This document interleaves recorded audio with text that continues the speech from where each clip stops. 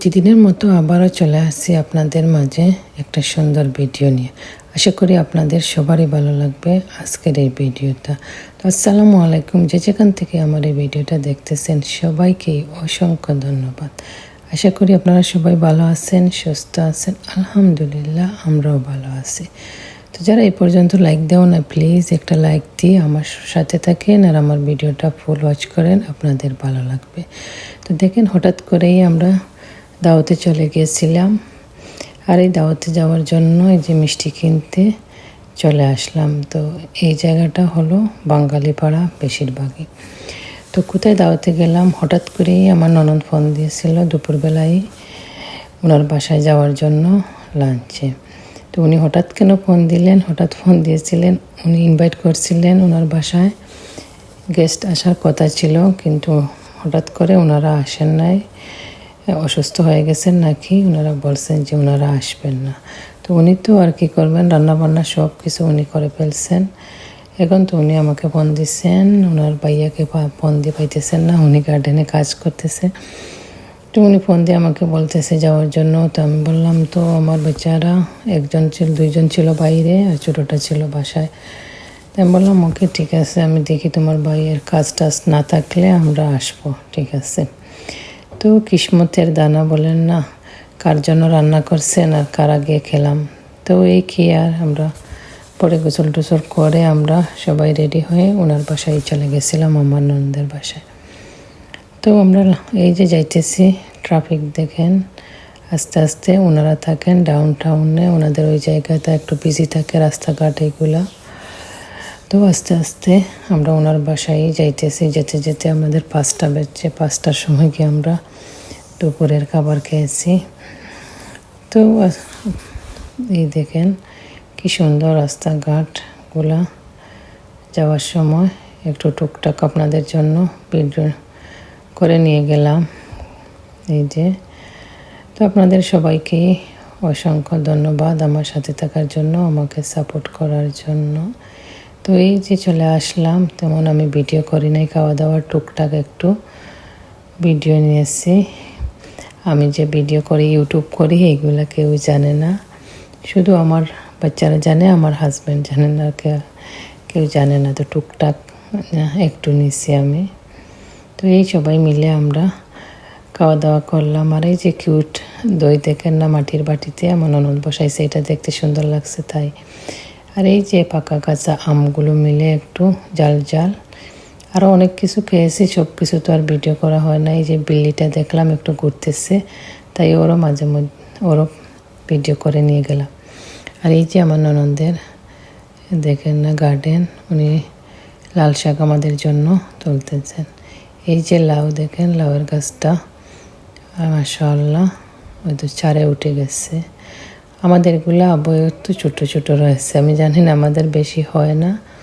ওনার garden বলতে কি বিল্ডিংয়ের পাশেই উনি এইগুলা লাগান, কিন্তু ওনার খুব সুন্দর হয়ে গাছপালা উঠে, আমাদের চেয়ে ওনার ভালো হয়। আমাদের অনেক বড় গার্ডেন, অনেক জায়গা আছে, কিন্তু ভালো হয়ে হয় না। এই দেখে না লাল শাকগুলো অনেক বড় বড় হয়েছে। তো আসার সময় আরও আমাদেরকে আরও অনেক লাল শাক দিয়ে দিলেন খাওয়ার জন্য। ধনিয়া পাতা দেখেন কত বড় বড় ধনিয়া পাতা হয়েছে, দেখছেন। এরপরে খাওয়া দাওয়া করে একটু পরে ঘুরতে গেলাম, ওনার বাসার কাছেই একটা লেক আছে, তো ওইখানে গিয়ে একটু ঘুরে আসলাম আমরা। বৃষ্টি হইতেছিল তো বেশি হাঁটাহাঁটি করি নাই, চলে আসছি, একটু একটু বৃষ্টি হইতেছিল, ঠিক আছে। হেঁটে হেঁটে পরে আবার চলে আসছে। এই ছোট্ট বেবিটা মাছ ধরতেছে দেখে ভালো লাগলো। এই যে এখন তো সামার টাইম, সবাই ঘোরাঘুরি হাঁটাহাঁটি একটু করে, এই যে বৃষ্টি হইতেছে একটু একটু করে, তাই আর আমরা বেশি হাঁটাহাঁটি করে নাই, চলে আসছিলাম।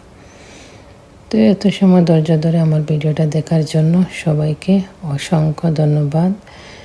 এই যে এখন আমরা খাওয়া দাওয়া ঘোরাঘুরি সব কিছু শেষ করে বাসার দিকে রওনা হয়ে গেলাম। বাসায় আসতে আসতে সন্ধ্যা হয়ে গেল। এই যে রাতের কানাডা ঝলমল করতেছে লাইটে।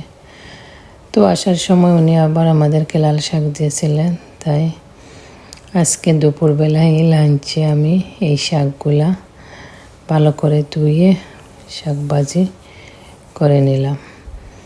তো আপনার সাথে থাকেন আর আমার এই যে শাক ভাজি দেখেন। আপনাদের সবাইকেই অসংখ্য অসংখ্য ধন্যবাদ আমার সাথে থাকার জন্য, আমাকে সাপোর্ট করার জন্য। প্লিজ আপনারা এরকম আমার পাশে থেকে আমাকে সাপোর্ট করে যাবেন। প্লিজ আমার ওয়াচ টাইমটা পূরণ করতে সবাই সাহায্য করেন। আর এই তো আমার শাক ভাজি, এই যে আপনার রসুনটা ভালোভাবে লাল করে পেঁয়াজটা দিয়ে দিলাম। পেঁয়াজটা একটু নাড়াচাড়া করে একটু হলুদ দিয়েই শাকটা দিয়ে দেব। শাকে কিন্তু আমি মরিচ দিই নাই, বাচ্চারা খাবে তাই আর কাঁচা মরিচটা দিই নাই। তো শুকনো মরিচ আছে, শুকনো মরিচগুলো আমরা মরিচ খেলে ওই শুকনো মরিচই খেয়ে নিই। এই যে আমার লাল শাক দিয়ে দিলাম কাটে। লাল শাক তো গার্ডেনের জিনিসগুলো খেতে অন্যরকমই মজা লাগে। আমার গার্ডেনে লাল শাক পালাইছে কিন্তু আবার উঠতেছে না, একটু ছোট্ট ছোট্ট। আর আমার বাচ্চারা অনেক পছন্দ করে লাল শাক খেতে। তো আজকে এই ছোট্ট একটা ভিডিও দিলাম। প্লিজ সবাই না টেনে ফুল ওয়াচ করে আমার ভিডিওটা দেখবেন আর আমার সাথে থাকবেন। যেরকম সাপোর্ট করে যাইতেছেন প্লিজ আপনাদের ভালোবাসা আমাকে দিয়ে দোয়া দিবেন প্লিজ। তো এই তো আমার এইদিকে আমার এই যে শাকটা হয়েই গেছে। তো সবাই ভালো থাকেন, সুস্থ থাকেন। আজ এই পর্যন্তই, সবার জন্যই দোয়া করি সবাই ভালো থাকেন, সুস্থ থাকেন। আর এই দেখেন আমার গার্ডেনের ধনিয়া পাতা, এই দেখেন না জোরা কীরকম একটা ধনিয়া পাতা দেখছেন। ধনিয়া পাতা যদি আপনারা কীরকম সংরক্ষণ করতে চান কমেন্টস করতে জানাবেন। এই দেখছেন জোরা ধনিয়া পাতা, এই যে বাটি থেকে বের করে এই শাকে দিয়ে দিলাম। আবার আপনি সাথে সাথেই এইটা ফ্রোজেনে ধনিয়া পাতার বক্সটা রাখতে হবে, তার না সব পানি হয়ে যাবে। এই তো এদিকে কথা বলতে বলতে আমার শাকটাও রান্না হয়ে গেল। তো আজকের ভিডিওটা আপনাদের সবার কেমন লাগলো প্লিজ সবাই কমেন্টস করতে ভুলবেন না। নতুন যারা আছেন প্লিজ আপনারা লাইক দিয়ে কমেন্টস করে আমার ভিডিওটা দেখে নেবেন এবং সাবস্ক্রাইব না করা থাকলে সাবস্ক্রাইব করে আমার পাশে থাকবেন। তো সবাই ভালো থাকেন, সুস্থ থাকেন। আজ এই পর্যন্তই।